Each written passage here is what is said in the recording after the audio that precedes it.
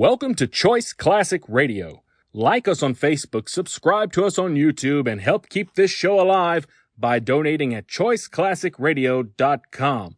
For more of your favorite old-time radio shows, join us on our companion podcast, Choice Classic Radio, Mystery, Suspense, Dramas, and Horrors, where we bring to you the most mysterious tales that the golden age of radio had to offer. And now, with 326 episodes made, broadcasting from 1939 to 1950, we bring to you The New Adventures of Sherlock Holmes. This episode from the life of Sherlock Holmes will be transmitted to our men and women overseas by shortwave and through the worldwide facilities of the Armed Forces Radio Service. Petri Wine brings you Basil Rathbone and Nigel Bruce in The New Adventures of Sherlock Holmes.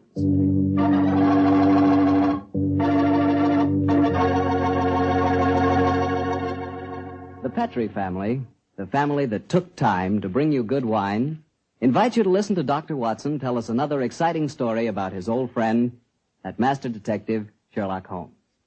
And we'd also like to tell you something you really ought to know. The fact that the one sure way to make good food taste better is to try that good food together with a glass of good Petri wine. Did you ever try Petri wine with dinner? No kidding, that's one bandwagon you sure want to hop on. Take, for instance, a deep red, hearty Petri California Burgundy. Wait till you taste that Petri Burgundy with, let's say, a delicious old-fashioned beef stew. Or maybe try a glass with spaghetti. I'm telling you, when you add the luscious flavor of that Petri Burgundy to the flavor of your favorite foods, you're really living. You're finding out for the first time what good eating really means, on the level. So better keep a bottle of that Petri Burgundy right on the dining room table. And never forget, the best friend a good meal ever had is a glass of Petri wine.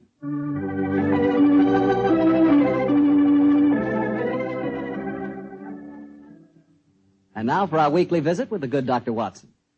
May I come in, Doctor? No, Mr. Bartell. You know me better than that. Of course you can come in. I'm expecting you. I always look forward to these Monday evenings together, you know. Me too, Doctor. In fact, I always say this is the one doctor's appointment that never scares me. Oh, that's very nice of you, my boy. Draw up your chair and make yourself comfortable. Thanks. And what prescription do you have in mind for us tonight, Doctor? Well, now, let me see. Take one measure of subterranean peril, one of aristocratic lady in distress, a sprinkling of assorted villains, a corpse or two, and a little more than a dash of Sherlock Holmes and Dr. Watson. Shake the mixture well, and you have the case of the out-of-date murder. Well, how did the adventure begin, Doctor? Exactly enough. It was in September of 1900. I remember that Holmes and I went to Eastbourne for a much-needed rest. First couple of days we spent in soothing idleness. On the morning of the third day, Holmes, a dash of colour back in his cheek and a hint of the old sparkle in his eye, suggested that we should go and call on his good friend Evan Whitnell, curator of a nearby museum. And so, just after lunch on that September day, found the two of us talking to Professor Evan Whitnell in his private office at the museum. It only seems yesterday. But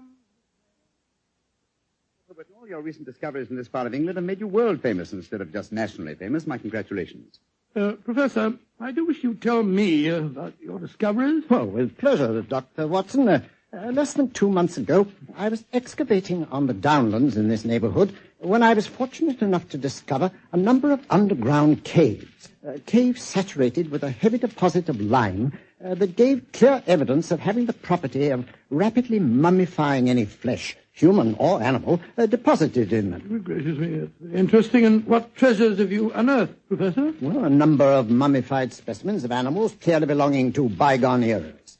My prize specimen is the body of a large wolfhound. The inscription on its collar identified the animal as having belonged to some local squire in the year 1748. Amazing. I didn't know that limestone had such qualities of preservation.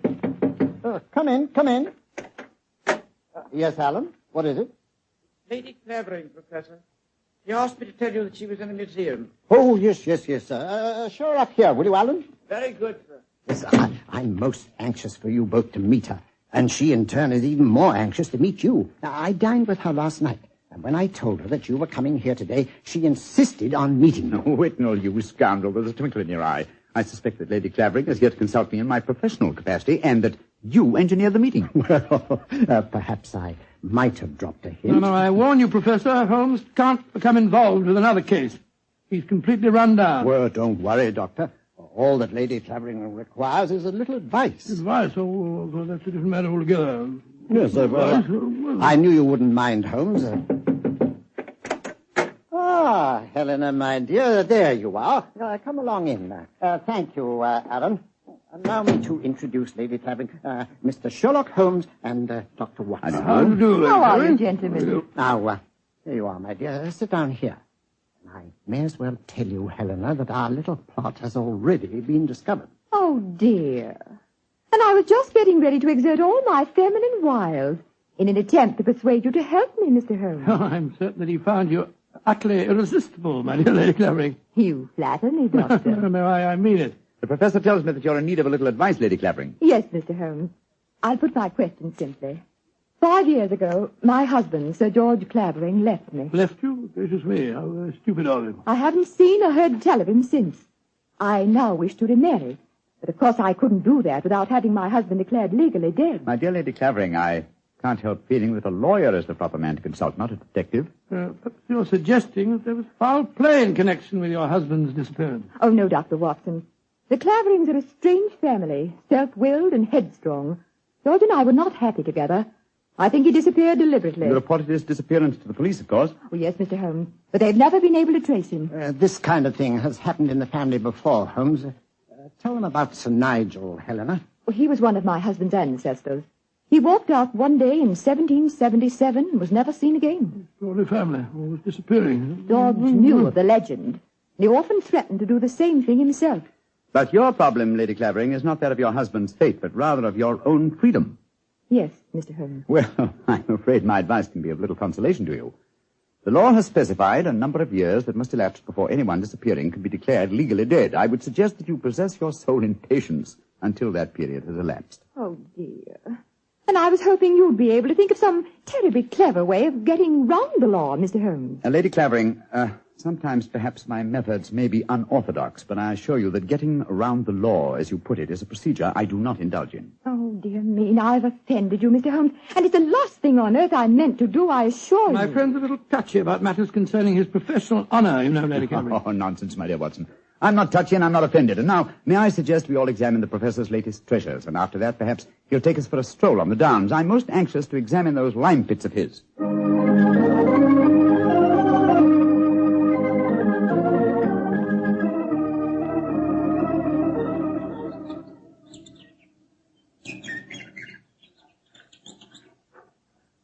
The lime pits are about a mile from here. It's a nice walk across the cliff tops. I'm sorry Lady Clavering didn't want to come with us. She's a charming woman, even though she did rub you up the wrong way. A beautiful woman, Watson, but I must confess her charm eludes me.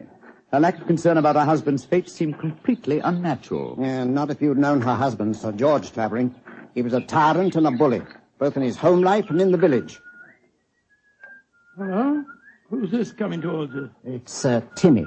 Daft Timmy, they call him in these parts. He isn't quite right in the head, poor fellow, but he's perfectly harmless. Has two passions in life, birds and bonfires.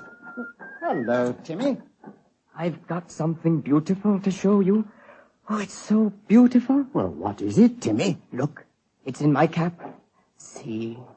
Oh, isn't it lovely? Robin's egg. I found it when I was bird nesting. Did you ever see such a blue egg? It's a beauty, Timmy. Where did you find it, my boy? Down by the lime pits. Oh, I'm going to build a lovely fire on the downs tonight. I'll let you come and watch it if you give me a shilling. Now, you be careful, Timmy, or you'll be in trouble again. Timmy doesn't get in trouble anymore now. Not since he had Sir George carried away. Sir George Clavering used to whip Timmy when he found him on the land. Timmy, tell me, how did you have Sir George, as you put it, carried away? I told my birds about him. I told them how he used to beat poor Timmy, and they said they'd carry him off and drop him over the cliffs. and that's what they did, because he never came back again. Oh, Lord, here comes Harry, Sir George's brother. Now there'll be trouble. Timmy, you'd better run. Oh, no, Timmy can't run. He'll break his pretty blue egg. Timmy? Timmy, get off my land. If I catch you here again, I'll take my riding crop to you. Timmy hasn't done anything. Go on, be off with you, do you hear? I'll tell my birds about you. That's what I'll do. Oh, don't forget my bonfire. Infernal scoundrel. Hello, Whitnell. Hello, Harry. Have you met Sherlock Holmes and Dr. Watson? Oh, Sherlock Holmes, the professional nosy Parker, eh? Yes, Helena was just telling me about you. I'm very angry with her for talking to you about my brother. Private affair, and I intend it should remain one. You understand, Holmes? Well, upon my soul. The devil with your brother, sir. And with you. I'd advise you to remember that you're not addressing a half-witted villager who can't defend himself. If you know what's good for you, you'll do what I say. Here, Fist. Impertinent brute. He spoke to you as if you were a stable boy, Holmes. Oh, really? He was quite refreshing.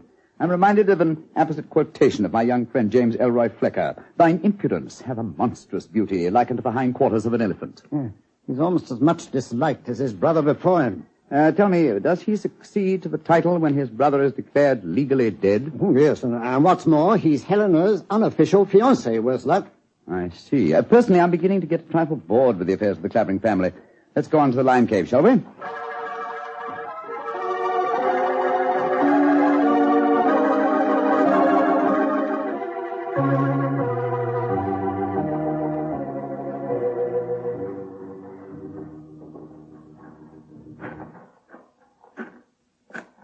These caves are amazing. We must be 50 feet below the level of the ground, aren't we, Whitnell? Well, more than that, I should say. Rock formation is most unusual, a series of caves connected by a veritable honeycomb of tunneling. Yes.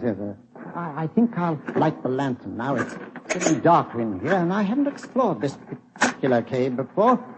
Yes, I've had a wall cave in on me a couple of times, so you'd better watch where you're walking. There. Now we can see better. Let's go deeper, shall we? But do watch your step. It's eerie down here, isn't it? Hello. Oh, what's this in the crevice here? Looks like a mummified bird of some kind. It is a beautiful specimen. Judging by its markings, a black streak here and bars of white in the tail, I'd say it was a peregrine. That's exactly what it is, a falcon. Dating back a couple of 100 years, I should say. And in a perfect state of preservation. Oh, this is a treasure. Come on, let's explore deeper. There's another cave over here. If you hold the lantern up a little, I'll... I say.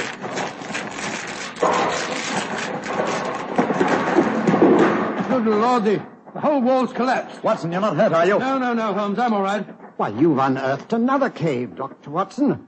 Let's go in. I think we can just manage to crawl through. Great Scott, I don't believe my eyes. Magnificent.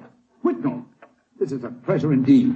A perfectly preserved body dressed in 18th century costume, powdered wig and all. Yes, and there's no mistaking who it is. Look at that typical beak profile. It's a Clavering, and it isn't hard to identify which one. By George, you mean the one that Lady Helena told us about this afternoon? Exactly. Without doubt, this is the body of Sir Nigel Clavering, who disappeared in 1777. Let's search his pockets. We might find some identification. Here's a snuff box of the period, and some coins. Yes, the inscription of George III is still visible on them. Hello, here's his diary. This is unbelievable. What are you up to, Holmes? We're examining the body, Watson. This man was murdered. Murdered? With this wound just above the heart. Obviously inflicted with a sharp instrument, probably a dagger. This is interesting. An entirely new experience for me. The opportunity of solving an unsuspected murder committed well over 100 years ago. Glance through that diary, Watson, will you, old chap? Let's see if the poor devil suspected his fate.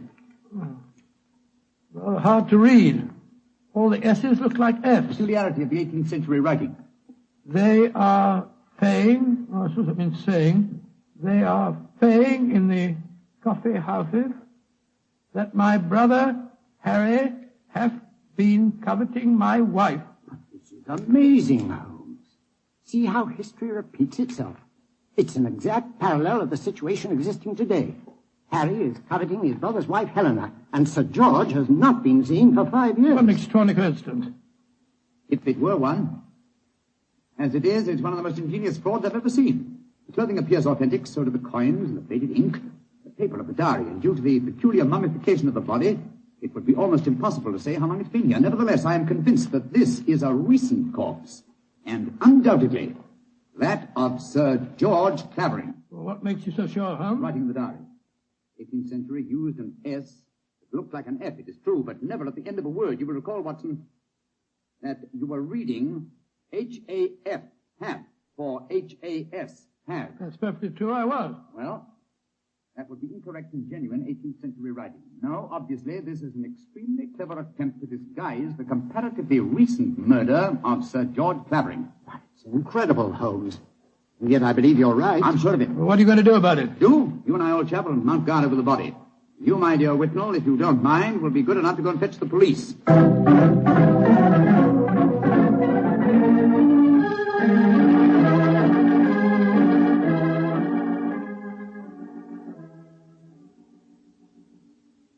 Holmes, Yes, old chap? what do you suppose is keeping the police? Whitnall must have gone over an hour, with the lantern with him. Here we are, crouching in the dark in a smelly cave, 50 feet under the cliffs, with a mummified corpse. Very true, Watson, but I don't. Uh-huh. Here comes the lantern. It must be Whitnall and the police. Whitnall! That you, Whitnall?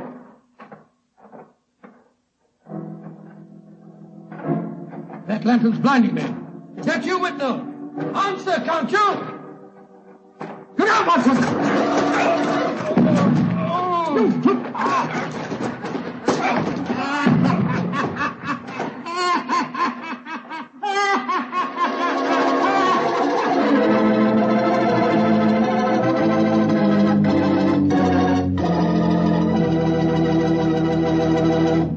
Dr. Watson's story will continue in just a second. And I'm going to take that second to ask you what you think of when I say good food. When you say good food to me, I can see myself really going down on a piece of fried chicken, but really fried. You know, crisp and sort of a light brown. And when I see that chicken, I sure want to see some Petri California Sauterne. Because, believe me, Petri Sauterne is a white wine that's the wine for chicken. That Petri Sauterne has a delicate kind of flavor. Delicate like its pale gold color. But what a flavor, and what a wine. If you want a swell white wine, you certainly want Petri Sauterne. Try it and see.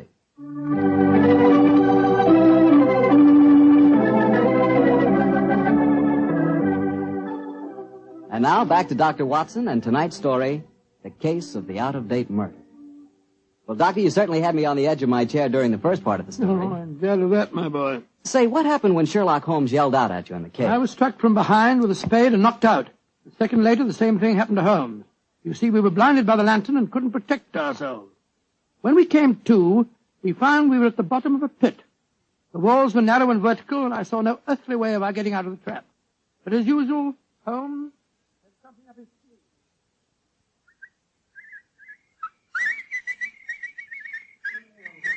Oh, my head's throbbing. Never mind that for the moment, old chap. Get the coat off in your shirt. Come on, off with it, old boy. Come on, off with it. I've already removed mine and tied them together. Oh, what for? Oh, dear me, that blow on your head must have been unusually severe. I'm trying to make a kind of rope, Watson, a rope to get us out of here. Oh, what's the good of a rope unless there's someone on the ledge above us to haul us out?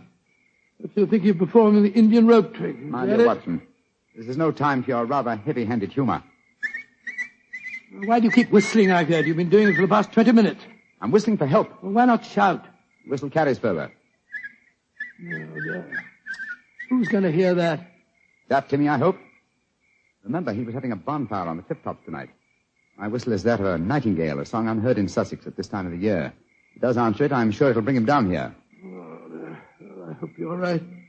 Seems to me that Whitnall and the police will never find us here. We shall mummify, just as the filthy murderer intended us to. Courage, Watson, I'm sure... It's worked! It's Timmy! Cutting a burning log. Go down here, Timmy! Nightingale, pretty birdie, what are you doing down there? Timmy! I've tied these clothes together to make a rope. I'm going to throw them up. You ready? Catch. Good. He's caught it. Now, Timmy, lower it to us. Oh, I shouldn't do this. They'll whip me? No. Nobody will whip you, Timmy. And we both want to give you a shilling to come up and see your bonfire. Oh, that's different. 2 shiny shillings. I'll lower the rope. Here it comes. That's it. All right, Othello, now then. You first. All right, Timmy, pull away. Here it goes.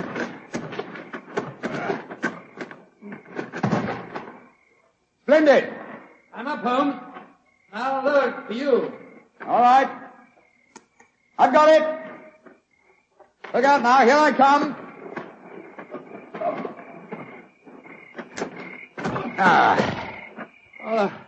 Thank goodness we got out of that place all right. I don't see the nightingale. Oh, you must have him inside your coat. Well, never mind. We'll all go up to my bonfire and get warm. It's such a pretty bonfire.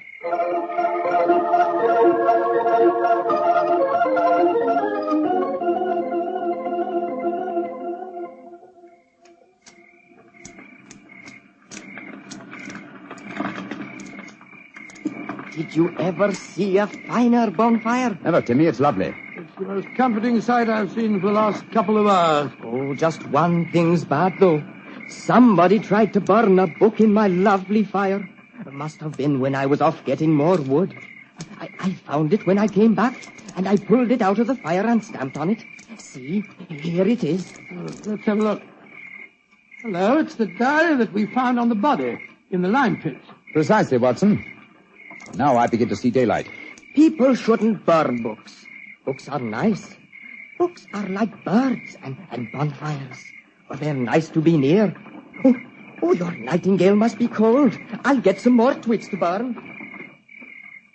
Well, now that fellow's gone away for a moment, I can see why we were attacked tonight.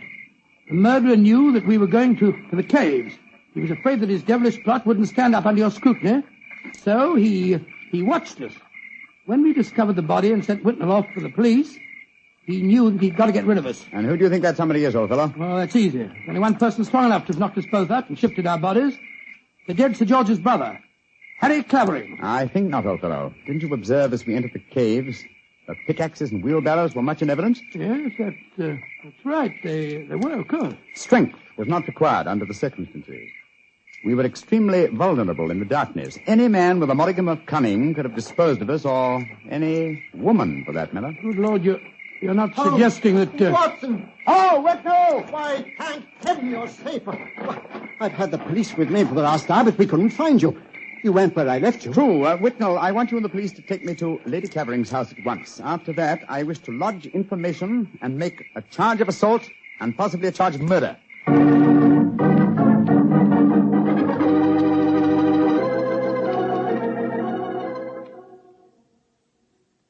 And that, Lady Clavering, is the story of how we found your husband's body. Horrible, Mr. Holmes. Horrible. But who in thunder could have planned such a devilish plot? Why did the murderer attack you and Watson? There, my dear Whitnell, you have the key to the murderer's identity. The man who so cunningly conceived and executed the murder of Sir George could never have bungled the job of disposing of Watson and myself unless he had meant to bungle it. You mean he didn't mean to kill us? Exactly. He merely wished us out of the way while the incriminating evidence was removed. You mean the diary? Of course I do. You will recall we found it partially burnt in Timmy's bonfire. Then it was Timmy who... No, my dear fellow. Surely it's obvious one person and only one. Knew that the diary was the key to the murderer's identity. The man who was present when we discovered it and detected the fraud. Great Scott, Professor Whitnell. Whitnell, you murdered my brother. Evan. Evan, you... Oh, no. I did it because I love you, Helena. All these years has been nothing in my life that meant anything but you. How could you? I thought that if George were out of the way, I could make you care for me. And when I realized that you loved Harry, I was mad with jealousy. And so I planned to conceal George's body forever. It was a clever plan. You said so yourself, Holmes. If it hadn't been for you, it would have worked. Yes, it was diabolically clever, Whitnell, but I'm afraid that no amount of cleverness now can prevent you from paying for your crime. Sir George, I suggest that you instruct the police to come in. Our work is done.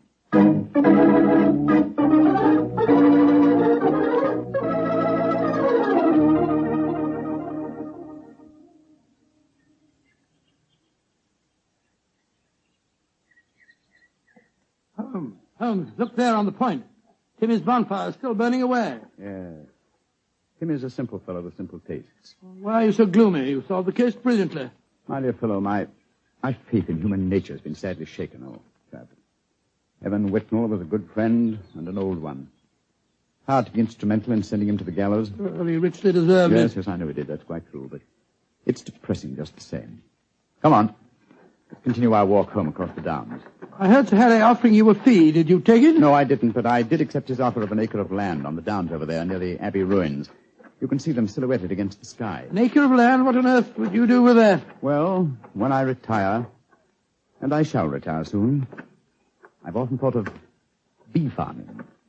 This would be a heavenly spot for such a venture. Well, I can't imagine you as a beekeeper. Oh, why not? After a life spent unraveling the tangled affairs of human beings, it would be soothing in the twilight of one's days to study the exact and predictable behavior of bees. Singing masons, building roofs of gold. Ah, well. One day, perhaps. Perhaps. One day.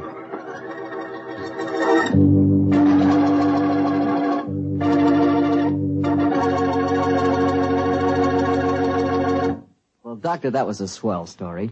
You know, I'm sure glad we get together like this once a week. Oh, thank you very much. Next week, why not come over a little earlier for dinner? Oh, no, I wouldn't think of having you go through all that trouble. Oh, well, of course, if you feel that way. Well, say, aren't you going to coax me? To tell you the truth, I knew I wouldn't have to coax you.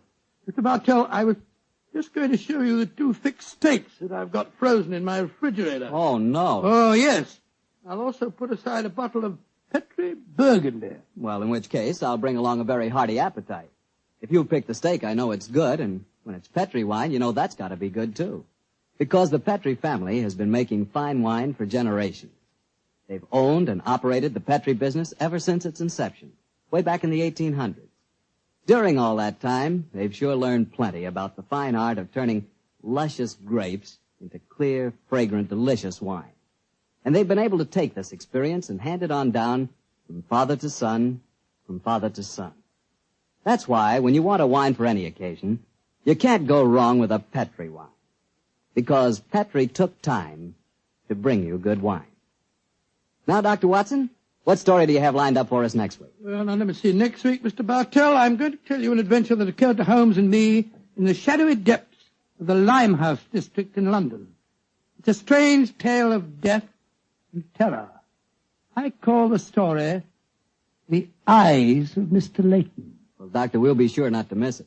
And meanwhile, don't you forget you promised to contribute to the National War Fund. National War Fund, of course, Mr. Bartell. It's a must. The money you give to your war fund not only helps the men and women in our armed forces, and it not only helps our allies, but that money goes to work right in your own community, helping make possible many relief and welfare agencies in your own hometown. So let's all be generous in victory. Give to your community war fund. Tonight's Sherlock Holmes adventure is written by Dennis Green and Anthony Boucher and is based on an incident in the Sir Arthur Conan Doyle story, The Adventure of Wisteria Lodge. Mr. Rathbone appears through the courtesy of Metro-Goldwyn-Mayer, and Mr. Bruce through the courtesy of Universal Pictures, where they are now starring in the Sherlock Holmes series. The Petri Wine Company of San Francisco, California, invites you to tune in again next week, same time, same station. Oh, the Petri family took the time to bring you such good wine. So when you eat and when you cook, remember Petri wine. To make good food taste better, remember... Petri wine. This is Harry Bartell saying goodnight for the Petri family. Sherlock Holmes comes to you from our Hollywood studios. This is the Mutual Broadcasting System.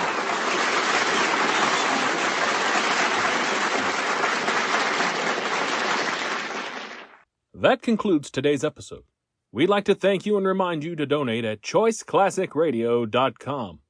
Remember, your donations make episodes like this possible.